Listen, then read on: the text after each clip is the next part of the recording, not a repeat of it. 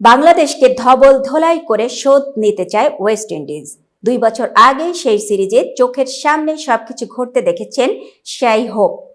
প্রেসিডেন্টে অনুষ্ঠিত 3 ম্যাচের সেই ওয়ানডে সিরিজে ওয়েস্ট ইন্ডিজকে ধবল ধোলাই করেছিল বাংলাদেশ। সুযোগ পেলে এমন জ্বালা কেনা মেটাতে চায়। হোপও ঠিক তাই চান। 3 ম্যাচের ওয়ানডে সিরিজে 2-0 ব্যবধানে এগিয়ে যাওয়ার পর বাংলাদেশকে ধবল ধোলাই করতে চান হোপ। সেন্ট কিটসে প্রথম ম্যাচে 5 উইকেটে জয়, গতকাল রাতে দ্বিতীয় ম্যাচে 7 উইকেটে জয়। ওয়েস্ট ইন্ডিজ সিরিজ জেতার পর হাতে আছে আর এক ম্যাচ।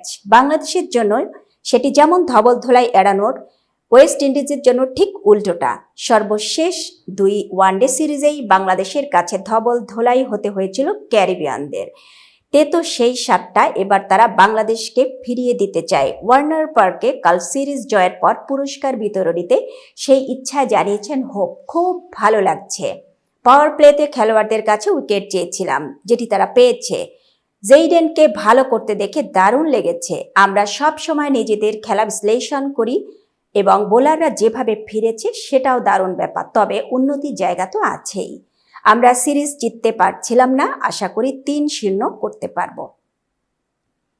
এতক্ষণ বার্তা বৈঠকের সাথে থাকার জন্য ধন্যবাদ। নতুন নতুন তথ্য ও সংবাদ পেতে বার্তা বৈঠকের ইউটিউব চ্যানেল ও ফেসবুক পেজের সাথেই থাকুন।